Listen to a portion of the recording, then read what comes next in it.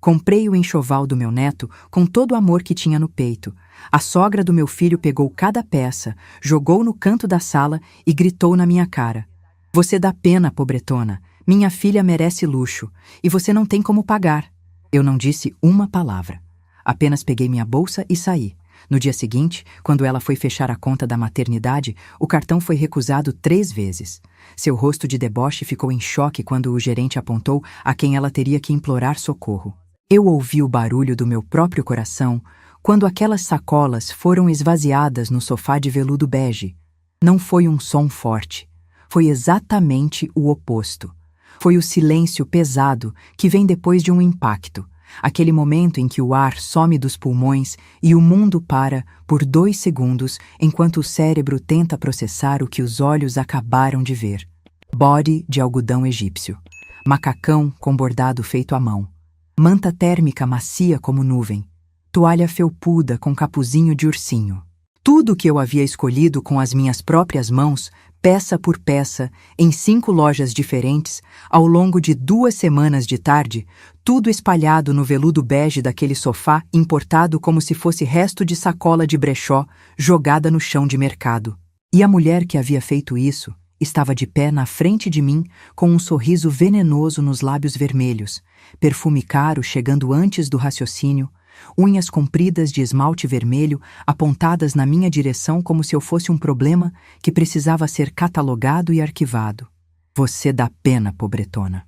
Ouvi cada sílaba com uma nitidez que nunca vou esquecer enquanto viver. Minha filha merece luxo de verdade. Importado, italiano, francês. Essas roupinhas de classe média não vão tocar na pele do meu neto. Meu neto. Ela disse meu neto como se aquela criança que ainda nem tinha nascido pertencesse exclusivamente à linhagem dela. Como se o sangue do meu filho que corria naquelas veias fosse apenas um detalhe inconveniente, uma nota de rodapé na história grandiosa que ela havia escrito para a família dela. Deixa eu te contar quem eu sou antes de te contar o que aconteceu depois. Me chamo Elvira Mendes Costa. Tenho 69 anos. E cada um deles está gravado na palma das minhas mãos.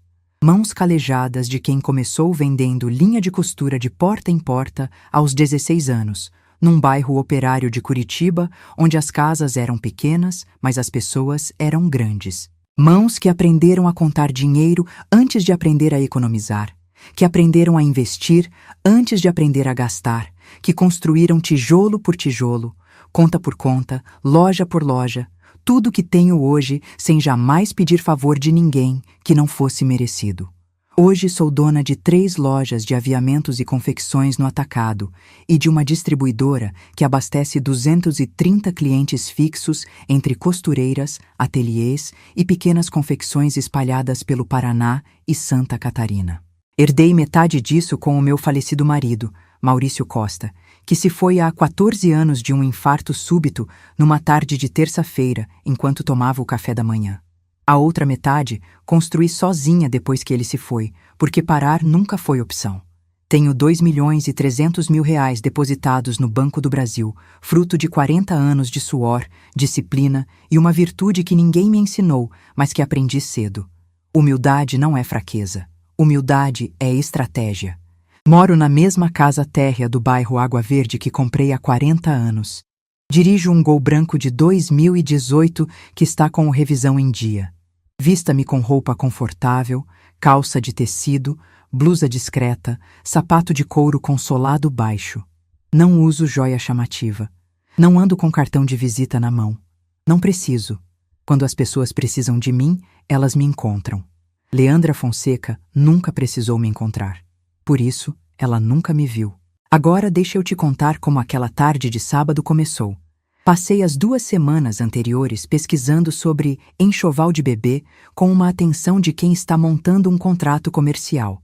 Não porque eu não soubesse o que estava fazendo, mas porque queria que fosse perfeito. Fui à loja da mamãe no Batel na segunda-feira.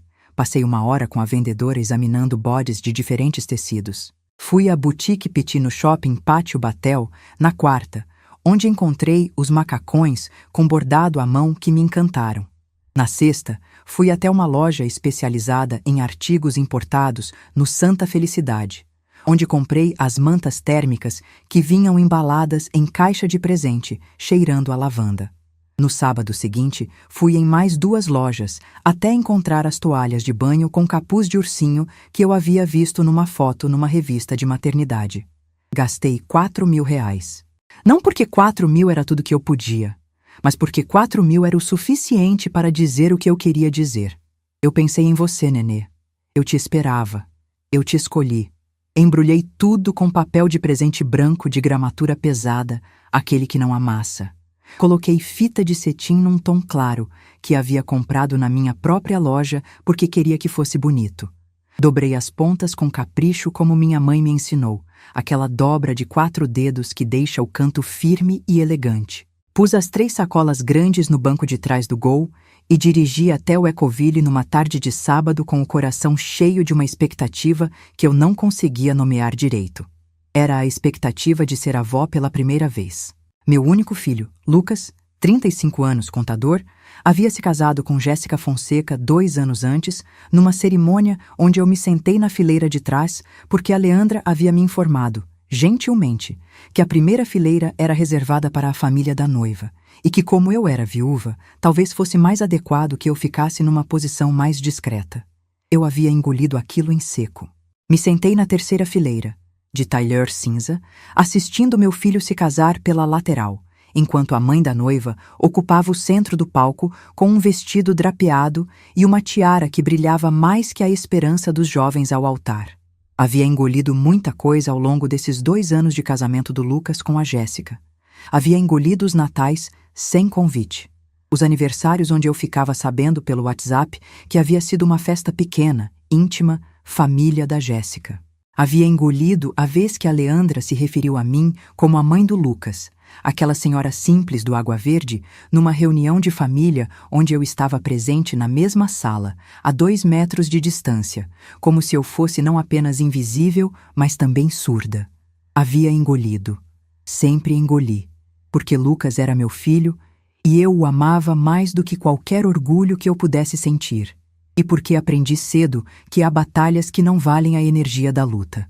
Mas naquele sábado eu não fui lá para lutar. Fui com 3 sacolas de presente e um coração aberto. Toquei a campainha. A empregada, uma moça jovem, uniforme preto, cabelo preso, olhar ansioso de quem anda na ponta dos pés dentro daquela casa, abriu a porta e me levou até a sala. A sala era grande, decorada com aquela ostentação calculada de quem contratou decorador caro e pediu para parecer revista. Sofá de veludo bege com almofadas bordadas, tapete persa que devia custar o salário anual de um professor, quadros abstratos na parede que custavam mais do que meu primeiro carro, teto com iluminação indireta, vasos de orquídeas brancas em todo canto, daquelas que ficam com suporte especial. Jéssica estava no sofá, barriga de 8 meses bem pronunciada, vestindo roupa de gestante de marca que eu reconheci porque vendia o tecido no atacado. Mexia no celular com aquele olhar vago de quem está presente, mas não está. Quando me viu, deu o sorriso que sempre me dava, educado, correto, vazio de qualquer calor. Oi, Elvira. Não sogra. Não dona Elvira. Elvira. Como se eu fosse uma colega de trabalho distante. Oi, Jéssica. Vim trazer o enxoval do bebê. Escolhi cada peça com carinho. Ela olhou para as sacolas com aquela expressão que eu já conhecia.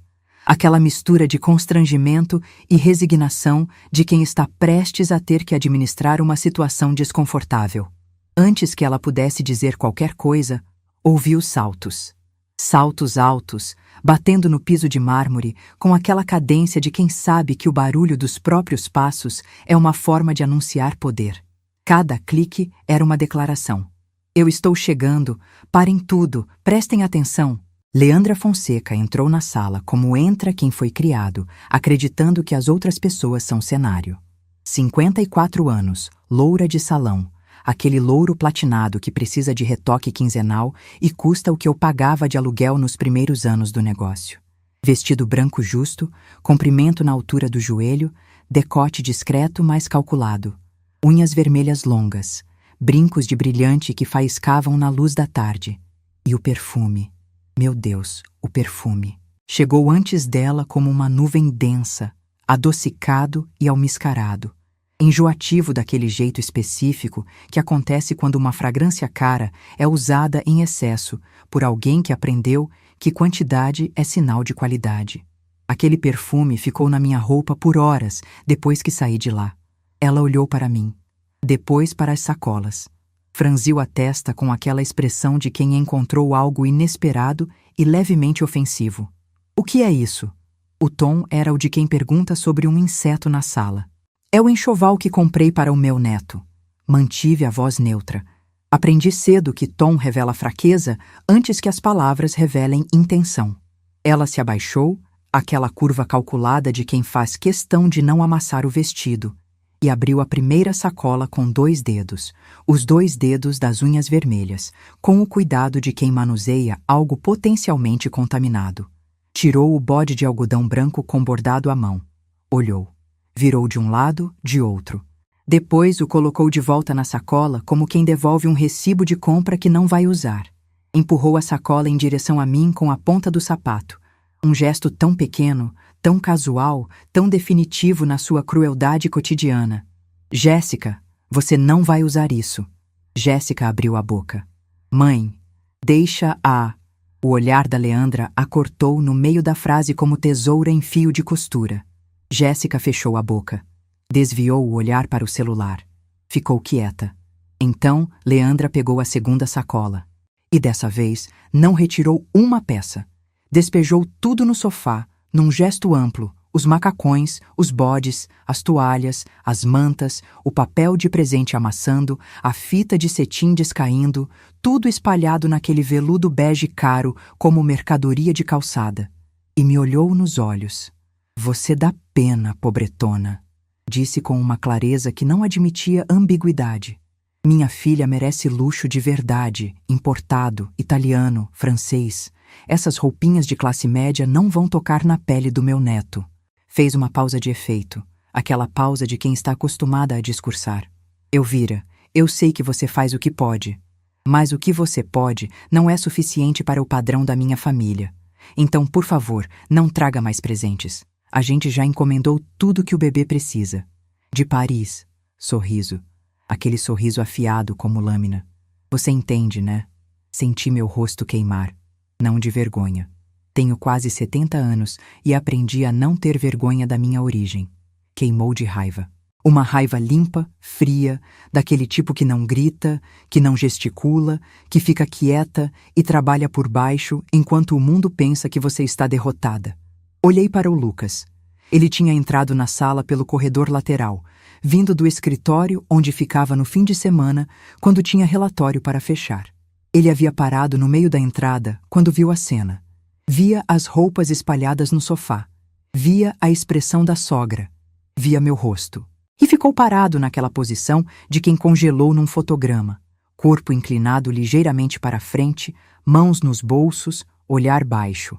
35 anos, altura de 1,80 m, ombros largos de um homem adulto, e ali estava ele parecendo um menino de 5 anos esperando para saber se ia apanhar. Ele não disse uma palavra. Não recolheu as roupas. Não colocou a mão no ombro da sogra e disse: "Precisa não, dona Leandra. Não veio até mim." Não fez absolutamente nada, além de ficar parado naquele corredor, com os olhos no piso de mármore importado da casa, que a família da esposa havia comprado para o casal. Eu olhei para ele por 3, 4, 5 segundos. Contei internamente, esperando, dando ao meu filho a chance de ser o homem que eu havia criado. Ele não foi. Naquele momento, algo se assentou dentro de mim com a solidez de uma pedra que cai no fundo de um lago. Não foi decisão dramática. Foi apenas o reconhecimento claro e frio de que aquela situação havia chegado ao ponto em que não havia mais nada a fazer ali dentro daquela sala naquele momento. Olhei para a Leandra uma última vez. Para aquele rosto tenso de procedimento estético, para aquelas unhas que nunca pegaram numa vassoura, ou num ferro de passar, ou numa máquina de costura, para aquela arrogância construída sobre dinheiro do marido e nenhuma obra própria. Depois olhei para a Jéssica, que estudava o celular com a concentração de quem está evitando a realidade. Depois para o Lucas, que continuava com os olhos no chão. Peguei a minha bolsa. A mesma bolsa de couro que comprei há 8 anos numa loja popular do centro, que já está com o fecho um pouco frouxo, mas que guarda tudo o que preciso. Me levantei do sofá com calma, sem pressa, sem drama. Tudo bem, eu disse. Desculpe o incômodo. Andei até a porta. Passei pelo Lucas sem olhar.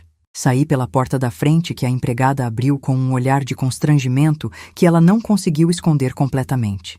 Entrei no meu Gol branco, coloquei o cinto, liguei o motor e dirigi até em casa com as mãos levemente tremendo no volante. Não de fraqueza, mas da contenção necessária para segurar uma coisa que, se eu deixasse sair ali, na frente da casa da Leandra Fonseca no Ecoville, seria grande demais para se guardar de volta. Mas antes de ligar o motor, fiz uma coisa. Tirei o celular da bolsa e mandei uma mensagem para o Antônio Vargas, meu gerente de conta no Banco do Brasil há 28 anos. Uma mensagem curta, direta. Antônio, preciso passar amanhã cedo na agência. Pode ser? É sobre o cartão empresarial. Guardei o celular, liguei o motor e fui embora. Eles achavam que eu havia saído derrotada. Achavam que as sacolas espalhadas no sofá eram a imagem final da história. Achavam que eu era o que parecia ser. Uma senhora simples, de carro popular, de roupa discreta, que tentou presentear a neta e foi devolvida para o seu lugar. Não sabiam que eu nunca fui ao meu lugar. Eu construí o meu lugar. E ele tem 7 dígitos no Banco do Brasil. Antes de continuar, preciso te perguntar uma coisa. Se fosse você, saía daquela sala calada igual a eu saí ou reagia diferente? Me conta nos comentários. Porque o que eu fiz no dia seguinte, muita gente não esperava. A mensagem do Antônio chegou às 7h42 da manhã seguinte. Passo bem, dona Elvira. Às 9 estou na agência. Te espero. Não dormi bem naquela noite. Deixa eu ser honesta com você, porque esse aqui é um espaço de verdade. Chorei.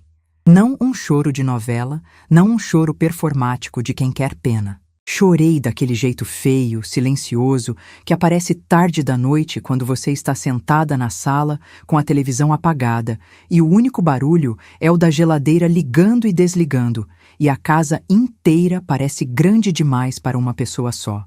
Chorei porque tinha passado 2 semanas escolhendo aquelas roupas com amor, dobrado cada peça, embrulhado com papel de presente branco, escolhido a fita com cuidado. E alguém tinha despejado tudo aquilo num sofá com a mesma energia que se descarta um saco de cebola. Chorei porque meu filho tinha ficado parado no corredor sem dizer uma palavra.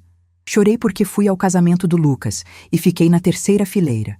Chorei porque os natais dos últimos 2 anos tinham sido eu sozinha com a irmã Beatriz, na ceia da instituição religiosa onde ela vive, comendo lentilha e bacalhau com gratidão genuína, mas com um buraco no peito que a lentilha não preenche. Chorei porque trabalhei a vida inteira, construí tudo o que tenho com as mãos, e mesmo assim havia uma mulher que me olhava com os olhos que se reservam para quem não conta.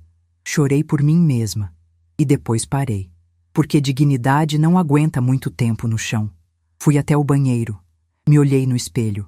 69 anos de rosto. Rugas que são registros de expressões, não de decadência. Cabelo branco que eu deixei crescer depois que o Maurício se foi, porque ele dizia que eu ficava bonita assim.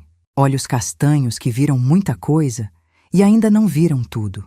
Olhei para mim mesma por um tempo, como faço quando preciso me lembrar de quem sou. Então fui fazer café. Café fresco de manhã cedo é uma das últimas coisas simples que ainda me fazem sentir que a vida tem estrutura. O cheiro do pó na colher, a água aquecendo, o som do coador pingando no silêncio da cozinha. Me sentei com a minha xícara de cerâmica branca, aquela que o Maurício ganhou numa feira e que tem um pequeno lascado na borda que eu nunca mandei consertar porque seria jogar fora um pedacinho dele. E liguei para a irmã Beatriz. Ela atende sempre. Não importa o horário, não importa se é noite ou madrugada ou manhã muito cedo. Faz 32 anos que a Beatriz é religiosa na Ordem das Carmelitas Descalças. Vive numa rotina de oração e silêncio que ela escolheu aos 18 anos e nunca questionou. Mas ela nunca desligou o telefone para a família. Nunca desligou para mim. Elvira. A voz dela é daquele tipo que acalma sem tentar. Não tem o mel artificial de quem está tentando consolar. Tem a solidez de quem já viu muita dor e aprendeu que a melhor coisa que você pode fazer por alguém que está sofrendo é não fugir dela. Contei tudo. As sacolas, as roupas no sofá, as unhas vermelhas, o perfume enjoativo, a frase "Você dá pena, pobretona", o Lucas parado no corredor, a saída silenciosa.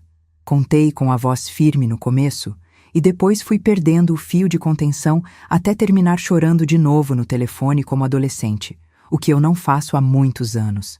A Beatriz ouviu tudo, respirou fundo e, quando terminou o silêncio, disse: "Elvira, humildade é virtude, humilhação não é.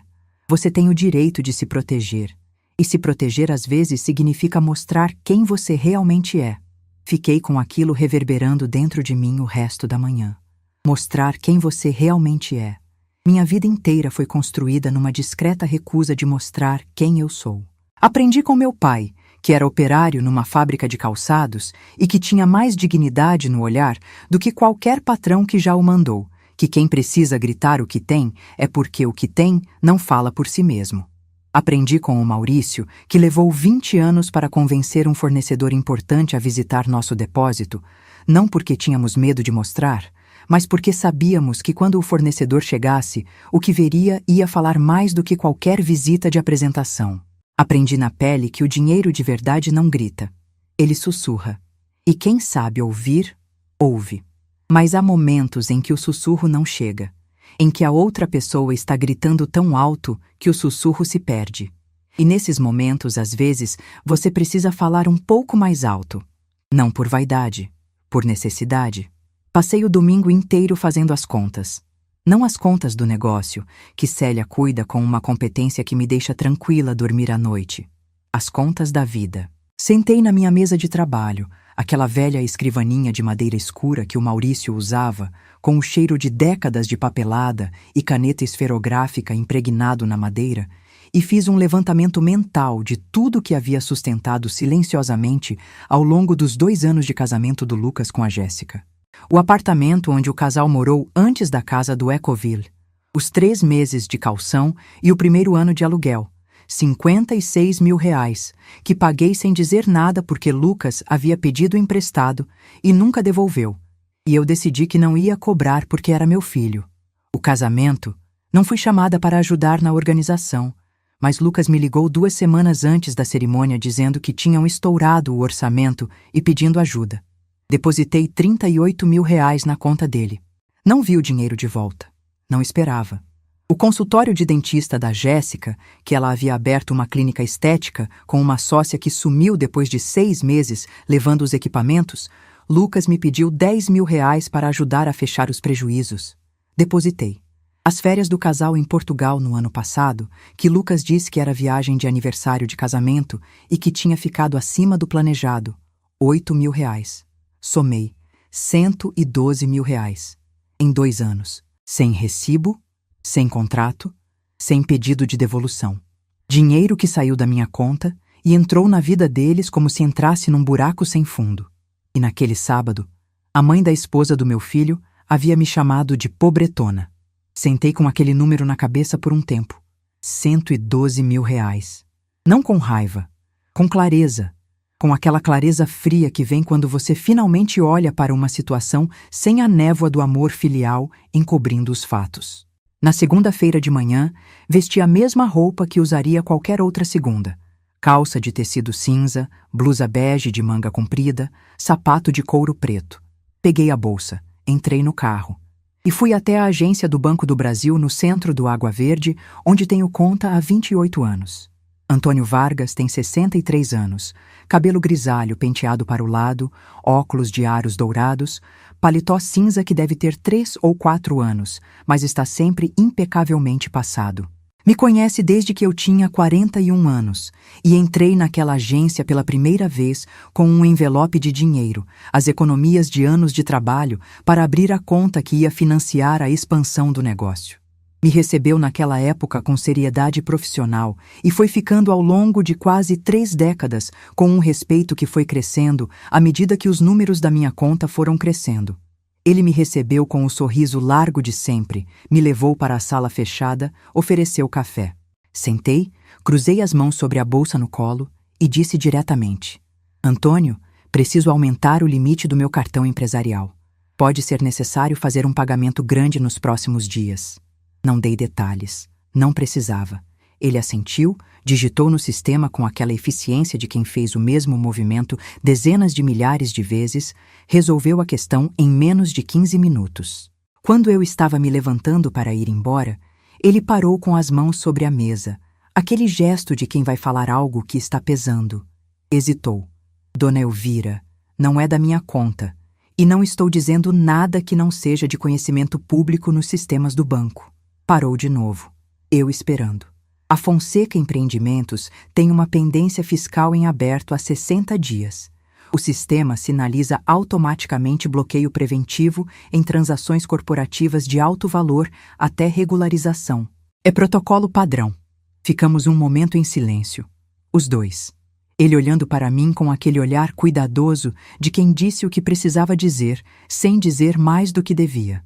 Eu processando o que havia ouvido.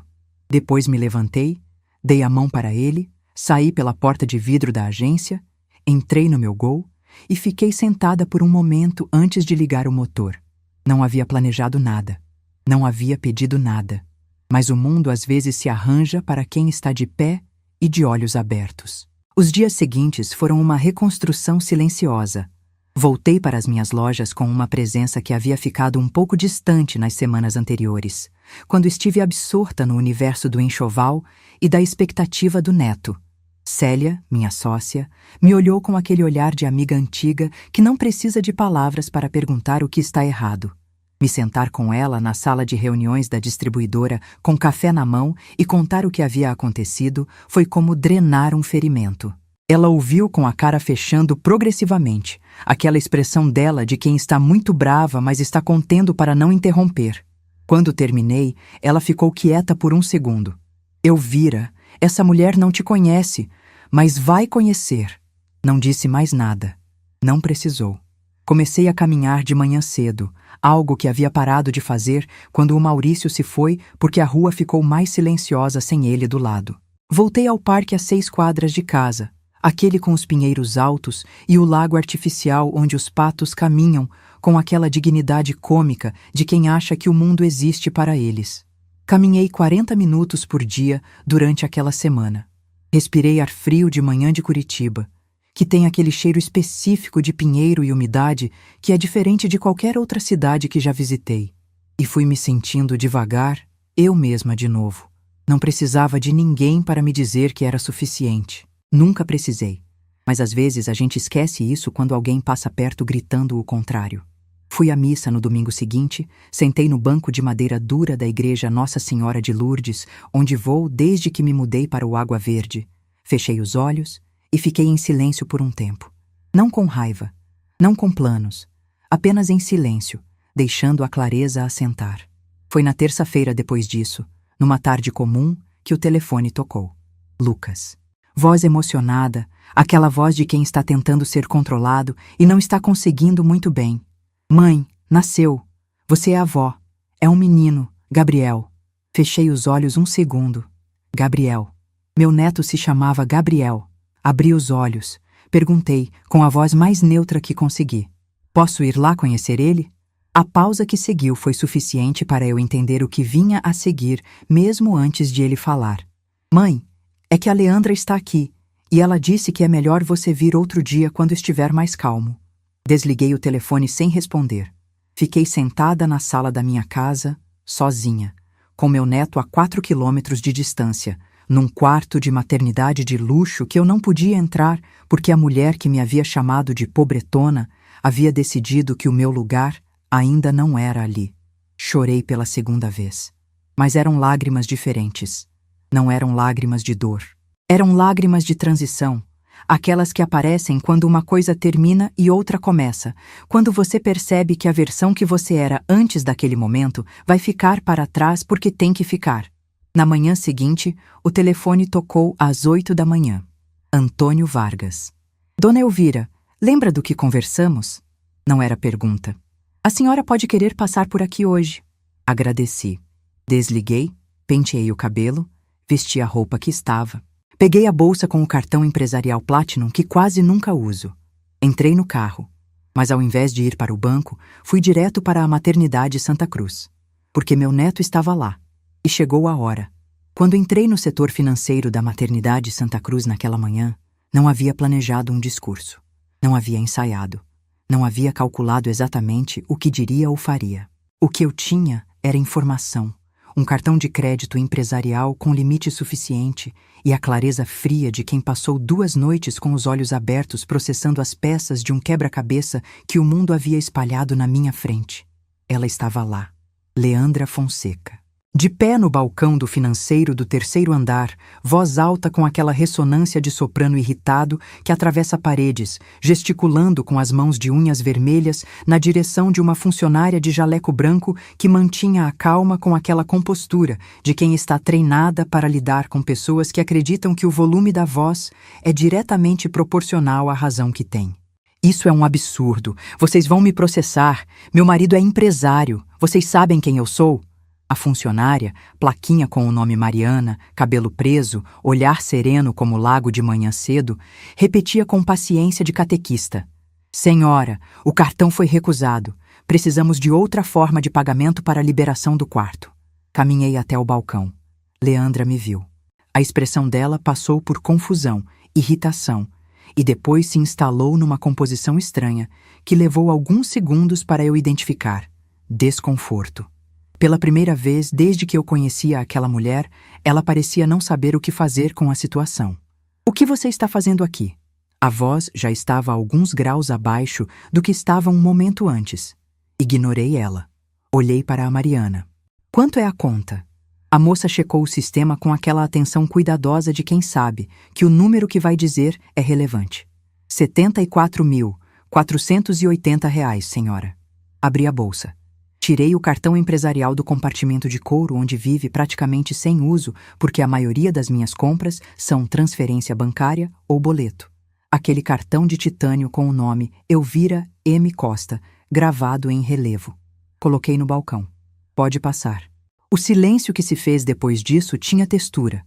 Era aquele silêncio denso de sala fechada, como quando a pressão muda antes de uma tempestade. A Mariana pegou o cartão, ligou para a operadora conforme procedimento padrão para valores altos, trocou algumas palavras breves no telefone, digitou os números com atenção. Eu fiquei de pé, bolsa no braço, olhando para o ponto médio acima do monitor da funcionária.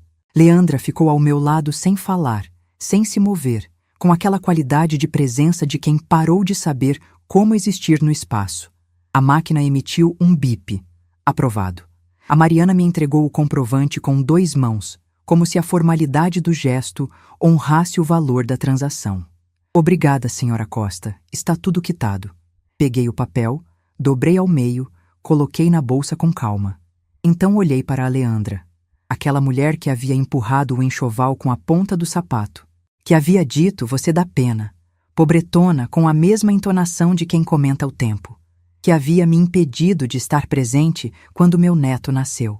Olhei para ela com uma calma que não precisei fabricar porque estava ali, instalada em mim desde que o Antônio tinha me dado aquela informação e eu havia entendido que o mundo às vezes resolve seus próprios desequilíbrios, desde que você esteja de pé quando chega a hora. Leandra, eu poderia ter ficado em casa. Poderia ter deixado você resolver isso sozinha. Falei devagar, sem elevar a voz, num tom que estava muito abaixo do dela, mas que ocupava o espaço de uma forma diferente. Mas não fiz isso. Sabe por quê? Ela não respondeu. Os olhos dela estavam arregalados, fixos em mim, com aquela expressão específica de quem está tendo que remontar uma narrativa inteira que achava que sabia de cor. Porque meu neto está nesse hospital. E eu não separo o que é do menino do que é da família dele, mesmo quando essa família ainda não aprendeu a me ver direito. Ela tentou falar. A voz saiu trêmula, fragmentada, sem o suporte que costumava ter. Eu não sabia, interrompi. Não de forma cruel, mas com firmeza. Não sabia porque decidiu que não precisava saber. Decidiu que eu era pobre porque dirijo carro popular e moro em casa simples. Esqueceu de perguntar quem eu era antes de decidir quem eu não era. Virei as costas. Dei 2 passos em direção ao elevador. Parei. Olhei por cima do ombro uma última vez, não com drama, mas porque havia uma última coisa que precisava ser dita. Ah, e Leandra, o enxoval que você recusou? Cada peça foi escolhida a dedo. Custou 4.000 reais. Não porque eu não podia pagar mais, mas porque preço não define amor. Fiz uma pausa. Você vai aprender isso um dia, espero. Entrei no elevador. Subi para o quarto onde estava meu neto. Mas não foi ali que a história teve o seu verdadeiro ponto de virada. O momento em que tudo ficou claro de verdade veio 2 semanas depois, numa noite de terça que parecia absolutamente comum até não ser mais. Eu estava na sala, depois do jantar, ouvindo uma série de áudios de WhatsApp que havia deixado acumular durante o dia, mensagens de fornecedores, clientes, a Célia com um relatório de estoque. Quando cheguei no último áudio da lista, percebi que não era para mim. Era uma mensagem encaminhada pelo Lucas, sem querer. Uma dessas que chegam quando alguém clica no contato errado no celular. O áudio tinha 47 segundos. Reconheci a voz da Leandra nos primeiros 3. Não vou reproduzir palavra por palavra o que ela disse, mas o resumo é este. Ela estava falando com alguém. Por fragmentos da conversa, parecia ser a própria Jéssica, e discutia um plano de transferir o imóvel do Ecoville, aquela casa que a família Fonseca havia dado de presente de casamento para o casal, para o nome exclusivo da Jéssica, por meio de um instrumento jurídico que, se eu não entendi mal os termos que ela usou, excluiria o Lucas de qualquer direito sobre o bem em caso de separação. E mencionou que havia uma consultora jurídica envolvida. E mencionou que isso precisava acontecer antes do registro de nascimento do Gabriel, que estava marcado para a semana seguinte. Fiquei com o celular na mão por um longo momento. Repliquei o áudio 3 vezes. Depois fui até a escrivaninha do Maurício, sentei e fiquei olhando para a parede por alguns minutos com aquela concentração de quem está catalogando informações antes de decidir o próximo passo. Não era raiva o que eu sentia. Era algo mais frio do que isso. Era o reconhecimento de que a humilhação do enxoval havia sido apenas a superfície de algo que ia mais fundo. Que Leandra Fonseca não era apenas uma mulher arrogante que havia desprezado a minha origem. Ela era alguém que estava, de forma ativa e calculada, trabalhando para garantir que meu filho, o pai do meu neto, ficasse em posição de vulnerabilidade dentro do próprio casamento. E que meu filho não sabia. Liguei para a Beatriz naquela mesma noite. Contei o áudio. Ela ouviu em silêncio. Quando terminei, disse apenas: Elvira, você precisa de um advogado e precisa falar com o Lucas. Respondi: ainda não. Primeiro preciso entender o que estou enfrentando. Ela não discutiu. Nunca discute quando eu tomo uma decisão no tom que tomei. Na manhã seguinte, liguei para a Célia. Preciso do nome do advogado que você usou no caso do fornecedor do ano passado. Ela me deu o número em 30 segundos. Marque uma consulta para aquela tarde. O escritório do Dr. Fernando Bastos ficava num prédio comercial no Batel, 8º andar, com aquela vista de Curitiba que parece mais arrumada de cima do que de perto. Ele me recebeu com a seriedade de quem cobra bem pelos serviços, mas entrega o que promete. Expliquei a situação, o áudio, os termos que havia ouvido, minha preocupação com os direitos do meu filho sobre o imóvel. Ele ouviu, fez perguntas objetivas, tomou notas numa caderneta de capa dura. Depois me olhou sobre os óculos e disse: Dona Elvira, o que a senhora descreveu, se estiver configurado da forma como ouviu, pode caracterizar um instrumento prejudicial aos interesses do seu filho no patrimônio conjugal. Preciso ver o áudio e, se possível, identificar o instrumento jurídico que está sendo usado. Combinamos de nos encontrar novamente 2 dias depois. Mas antes de chegar lá, fui verificar algo que havia ficado no fundo da minha cabeça desde a conversa com o Antônio. A pendência fiscal da Fonseca Empreendimentos. Não precisei fazer nada ilegal para descobrir o que havia ali. A informação estava disponível nos sistemas públicos de consulta de débitos tributários. Sentei no computador da distribuidora com a Célia ao meu lado e abrimos o portal da Receita Federal. A Fonseca Empreendimentos tinha um débito em aberto de R$ 342 mil em tributos federais, mais uma notificação de autuação do exercício anterior que estava em fase de contestação administrativa. O bloqueio preventivo que o Antônio havia mencionado era real.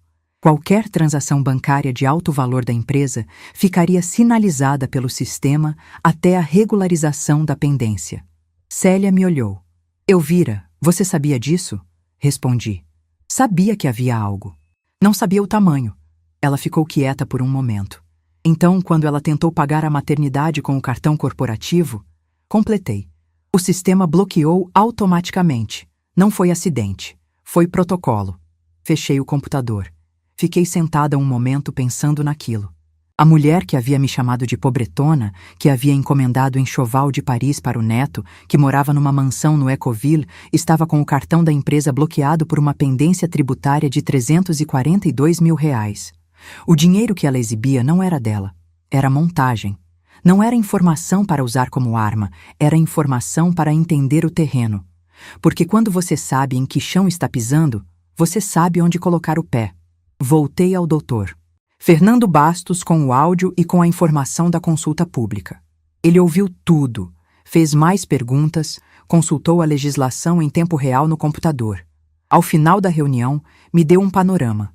O instrumento que a Leandra estava tentando usar para blindar o imóvel em nome da Jéssica era um instrumento legítimo, mas tinha condições de aplicação específicas. Se o imóvel havia sido dado como presente de casamento para o casal, a tentativa de transferência unilateral para nome exclusivo da esposa, sem o consentimento do marido, poderia ser contestada. O seu filho precisa ser informado, dona Elvira. E precisa agir se quiser proteger seus direitos. Eu posso ajudá-lo se ele quiser. Perguntei. Quanto tempo tínhamos antes do registro de nascimento do Gabriel, que era quando a Leandra havia mencionado que precisava estar resolvido. Ele consultou o áudio de novo. Se for o que ela disse, menos de uma semana. Saí do escritório com um prazo e um plano. Primeiro, falar com o Lucas.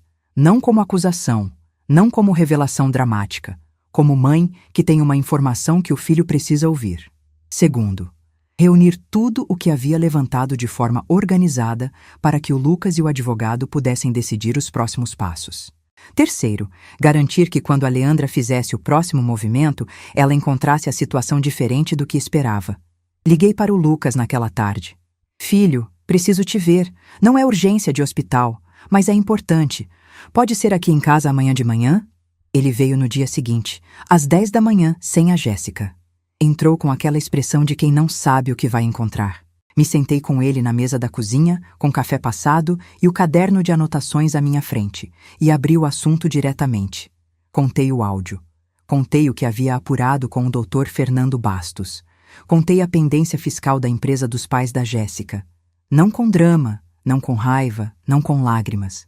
Com os fatos dispostos na ordem em que havia-os descoberto, claros e verificáveis. Lucas ficou ouvindo em silêncio, o rosto mudando conforme as informações chegavam. Quando terminei, ficou quieto por um longo tempo. O café esfriou na xícara.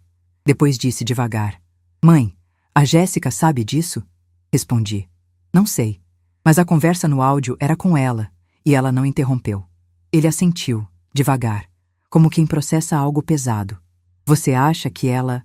Interrompi com cuidado. Filho, eu acho que sua esposa é jovem, que a mãe dela exerce muita influência e que às vezes a gente deixa outras pessoas tomar decisões que deveríamos tomar nós mesmos. O que eu acho que você precisa fazer é falar com o Dr. Fernando Bastos antes que o registro do Gabriel aconteça. Depois disso, você e a Jéssica resolvem o que for de vocês. Lucas ficou sentado na minha cozinha por mais 1 hora. Ligou para o Dr. Bastos. Marcou reunião para aquela tarde. Quando foi embora, me abraçou na porta, aquele abraço de filho que faz muito tempo que não vinha, e disse apenas: Mãe, me desculpa. Eu disse: Vai resolver o que precisa resolver. Fechei a porta. Me apoiei nela por um momento. Respirei fundo. A armadilha não estava pronta ainda, mas estava sendo montada.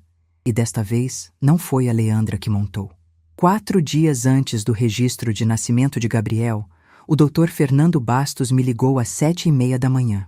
Voz calma, aquela calma profissional de quem tem notícias significativas, mas aprendeu a não dar na voz antes da hora. Dona Elvira, o Lucas tomou as providências. Temos um panorama claro agora. Precisamos de uma conversa com todas as partes. Perguntei. Quando? Ele respondeu. Quanto antes. O senhor Henrique Fonseca, pai da Jéssica, não sabe de nada do que está sendo tramado. Confirmei isso ontem. Fiz uma pausa. Como você confirmou? Respondeu com cuidado.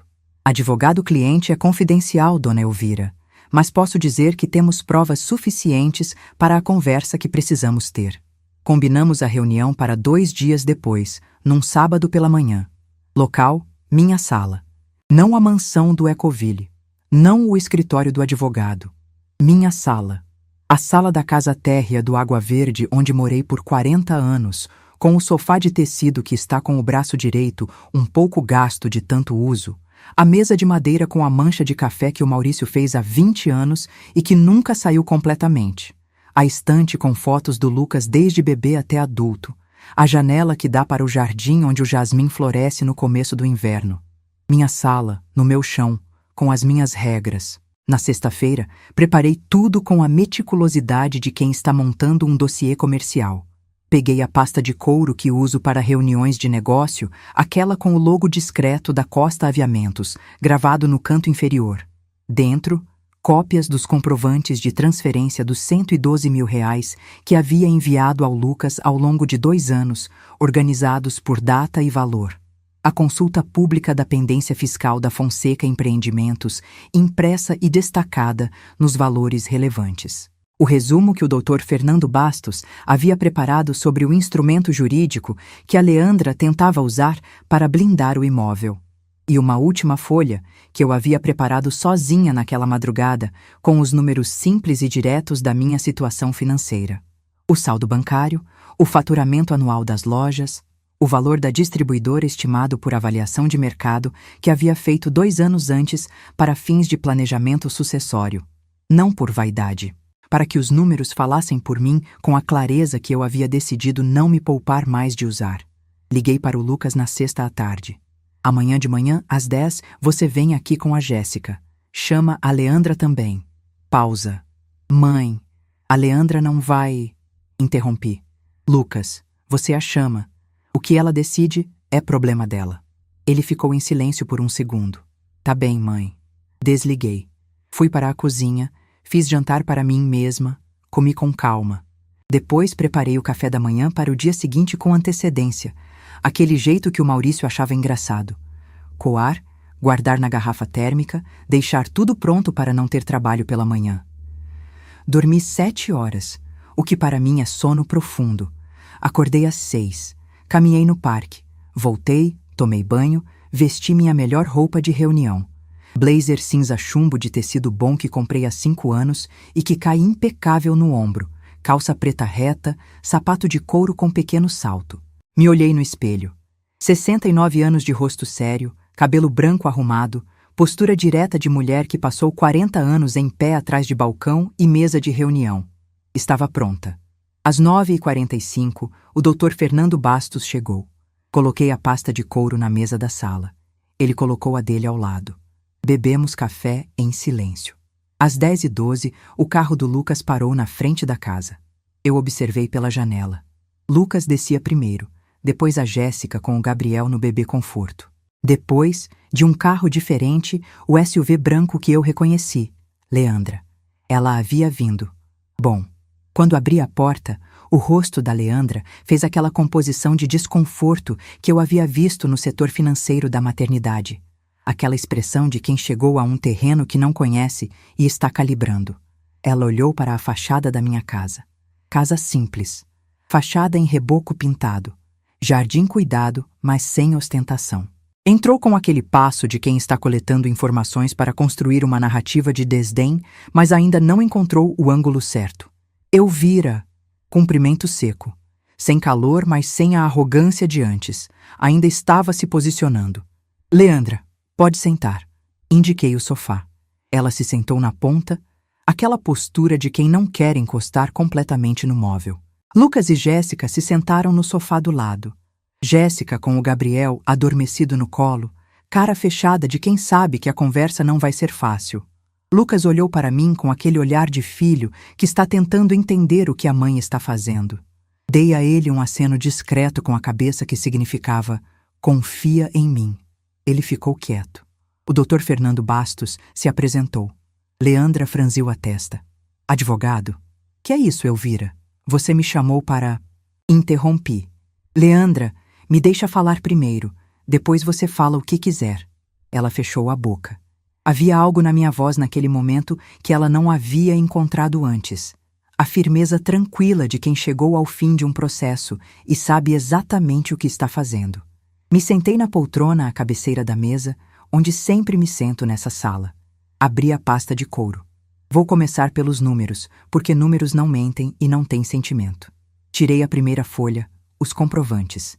Ao longo dos 2 anos desde o casamento do Lucas com a Jéssica, realizei transferências bancárias para a conta do meu filho nos seguintes valores: R$56 mil para calção e primeiro ano de aluguel, R$38 mil para complemento das despesas do casamento, R$10 mil para ajuda com o prejuízo da clínica odontológica, R$8 mil para as férias em Portugal. Total, R$112 mil, sem recibo, sem contrato, sem pedido de devolução. Coloquei a folha na mesa. Não estou cobrando isso. Estou documentando o que existia. Jéssica olhou para o Lucas. Lucas olhou para a mesa. Leandra ficou imóvel. Segunda questão. Tirei a segunda folha. A consulta pública fiscal. A Fonseca Empreendimentos tem uma pendência tributária em aberto de R$342 mil. Mais uma autuação em fase de contestação. Isso é informação pública, disponível em portal federal. É por isso que o cartão da empresa foi recusado na maternidade naquele dia. Coloquei na mesa. Não estou usando isso contra ninguém.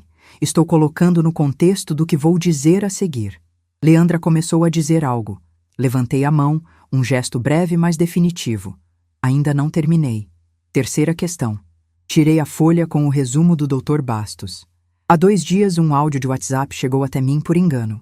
Era uma conversa onde se discutia a transferência do imóvel do Ecoville, que foi dado como presente de casamento para o casal, para o nome exclusivo da Jéssica, por um instrumento jurídico que, se aplicado conforme descrito no áudio, excluiria os direitos do Lucas sobre o bem em caso de separação. A intenção expressa era que isso acontecesse antes do registro de nascimento do Gabriel. Pausei. O Dr. Bastos vai explicar as implicações legais dessa tentativa. O advogado abriu a pasta dele. Falou por 10 minutos com aquela clareza de quem domina o assunto e sabe que a audiência não tem saída fácil. Leandra foi ficando mais pálida à medida que ele falava. Jéssica começou a chorar silenciosamente, as lágrimas descendo pelo rosto enquanto ela olhava para o bebê adormecido no colo, como se estivesse pedindo perdão para ele antes de poder pedir para os outros. Lucas ficou de rosto fechado, aquele fechado específico de quem está absorvendo uma informação que muda a estrutura de algo que achava que sabia. Quando o Dr. Bastos terminou, o silêncio na sala tinha uma qualidade física. O cheiro de café frio na garrafa térmica, o som distante de um carro na rua lá fora, a respiração irregular da Jéssica. Leandra tentou se recuperar. Elvira, você não entendeu o que estava acontecendo. Aquilo era uma conversa inicial. Nada estava decidido. Eu estava apenas... Interrompi. Leandra, eu entendo exatamente o que estava acontecendo. Entendo porque passei a vida toda num negócio onde as decisões têm consequências reais e onde ignorância não é defesa. Fiz uma pausa. Mas não vim aqui para destruir ninguém. Vim aqui para que as coisas fiquem claras. Me levantei. Tirei a última folha da pasta. Os números da minha situação financeira. Quando você me chamou de pobretona na frente da minha nora grávida, você tomou uma decisão baseada em uma hipótese que não verificou. Decidiu que eu era pobre porque meu carro é popular e minha casa é simples. Decidiu que eu não tinha condições, que eu não tinha peso, que eu era uma peça descartável nessa família. Coloquei a folha na mesa. Esses são os meus números. Não estou mostrando por vaidade. Estou mostrando porque você precisa entender o seguinte. Em 40 anos de trabalho, nunca precisei provar nada para ninguém. Nunca precisei mostrar extrato. Nunca precisei de aprovação. Mas às vezes o silêncio é mal interpretado. E silêncio mal interpretado gera situações como essa. Leandra olhou para a folha. Os olhos dela pararam nos números. Vi, naquele momento, algo que nunca havia visto na expressão dela. O processamento de uma informação que desmontava uma narrativa inteira. Eu paguei a conta da maternidade do Gabriel porque meu neto estava lá e eu não separo o amor do filho das dificuldades da família. Mas que fique claro, não fiz isso porque devia. Fiz porque escolhi, e escolhas têm significado diferente de obrigações. Me virei para o Lucas. Filho, o Dr. Bastos vai te orientar sobre seus direitos em relação ao imóvel. Você e a Jéssica vão decidir o que querem fazer com esse casamento e com essa família. Não é minha decisão, é de vocês. Lucas assentiu. Jéssica continuava chorando baixinho, sem tentar se defender, sem tentar manipular. Havia algo naquele choro que era diferente do pranto performático que eu havia aprendido a identificar em pessoas que usam lágrimas como ferramenta. Era genuíno, feio, sem estratégia. Jéssica, ela me olhou. Você deixou sua mãe tomar decisões que eram suas. Isso vai ter consequências que você vai ter que trabalhar. Mas você é jovem, você é mãe, e você tem um marido que te ama mais do que merece às vezes. O que você faz com isso é escolha sua. Jéssica assentiu, limpando o rosto com a manga da blusa, sem palavras. Me virei para a Leandra uma última vez. Ela estava sentada na ponta do sofá, rígida, com aquele rosto tenso de quem está contendo muita coisa que não tem mais o espaço de antes para sair. Leandra, você é inteligente o suficiente para saber que o que tentou fazer poderia ter destruído sua filha tanto quanto meu filho. Isso é tudo o que tenho a dizer. Fechei a pasta de couro. O doutor Bastos vai ficar um pouco mais para explicar os próximos passos ao Lucas. Você pode ficar se quiser. Se não quiser, está liberada. Ela ficou por mais 40 minutos. Não porque quis, mas porque Lucas pediu que ela ficasse para ouvir as orientações do advogado junto com a Jéssica. Ela ficou quieta o tempo todo. No final, quando o advogado terminou e as pessoas começaram a se levantar, Leandra se aproximou de mim na entrada da sala. Ficou de pé a 1 metro de distância, sem o salto que geralmente dava a ela aquela sensação de superioridade de postura. Estava de sapatilha naquele dia. E de repente pareceu a sua idade, talvez até mais velha. Eu vira. Pausa. Eu errei. Mais pausa. Não sei se tem como desfazer. Olhei para ela por um momento. Não tem como desfazer, Leandra. Tem como não repetir. Ela assentiu. Saiu pela porta. Eu não fui atrás. Lucas ficou até o final da tarde. Conversamos na cozinha, enquanto Jéssica dormia no quarto de hóspedes com o Gabriel. Uma conversa longa, daquelas que ficam em aberto por muito tempo e de repente precisam acontecer de uma vez. Sobre a covardia da Sala naquele sábado do enxoval. Sobre os 112 mil reais que eu nunca cobrei, mas que existiam. Sobre quem ele queria ser como pai, como filho, como marido. Não chorei nessa conversa. Lucas chorou, às vezes. Eu ouvi. Às vezes falei. Às vezes fiquei em silêncio enquanto ele processava coisas que levam tempo para ter forma. Quando foram embora, fiquei na porta da frente observando o carro sumir na rua. O sol estava baixo, aquela luz laranja de tarde de outono em Curitiba que deixa tudo com uma cor de coisa que está terminando e começando ao mesmo tempo. Fechei a porta. Voltei para a minha sala. Me sentei na poltrona à cabeceira da mesa, com a pasta de couro fechada na frente de mim e o silêncio da casa ao redor. E fiquei um longo tempo sem fazer nada além de respirar. Alguns meses se passaram. A Fonseca Empreendimentos regularizou a pendência tributária. Ouvi isso pelo Dr. Bastos em conversa lateral, sem detalhes, porque não era informação que eu havia pedido e ele me deu apenas o suficiente para saber que o assunto havia sido resolvido sem desdobramentos maiores para a família. O instrumento que Leandra tentava usar para blindar o imóvel foi abandonado. O imóvel do Ecoville continua no nome do casal, onde sempre deveria ter ficado. Leandra Fonseca não me ligou, não me mandou mensagem. Mas o Lucas me contou que ela havia pedido a Jéssica que comunicasse a mim que estava disponível para conversar se eu quisesse. Não quis. Não por rancor, que é um peso que não carrego mais há muitos anos. Mas porque há conversas que só fazem sentido quando ambos os lados estão prontos. E eu não estava. E talvez ela também não estivesse ainda de verdade. A educação que eu mando de volta quando o Lucas traz recados dela é genuína. Mas distância também é uma forma de respeito por si mesmo. O Lucas vem toda semana. Às vezes com a Jéssica, às vezes sozinho. Traz o Gabriel sempre. Meu neto tem 3 meses e já reconhece minha voz. Pelo menos é isso que eu escolho acreditar quando ele para de chorar quando me aproxima e fica me olhando com aqueles olhos enormes e escuros que são a cara do Maurício jovem. Jéssica está diferente, mais quieta, mais direta, menos daquele verniz de influenciadora que cobria cada palavra. Não somos amigas íntimas, mas somos respeitosas. É o começo de alguma coisa que pode se tornar mais com o tempo, se ambas quisermos. O enxoval que eu comprei está sendo usado. Jéssica me pediu as peças de volta, disse que queria que o Gabriel vestisse o que a avó havia escolhido com amor. Devolvi tudo sem cerimônia, sem comentário. Porque sim, era sobre ele. Sempre foi. Lucas me pediu desculpas formalmente numa tarde de sábado na minha cozinha, sentado na mesma cadeira onde sempre se sentou desde criança, com o café na frente e as palavras escolhidas, com o cuidado de quem sabe que uma desculpa que não custou nada não vale nada. Ele disse: "Mãe, eu fiquei parado naquele corredor. Eu vi e não fiz nada. Não tem justificativa que preste." Ouvi até o fim. Depois disse: "Lucas, você é meu filho e eu te amo. Mas o homem que você vai ser de agora em diante é mais importante do que o homem que você foi naquele sábado. Usa isso como régua." Ele assentiu.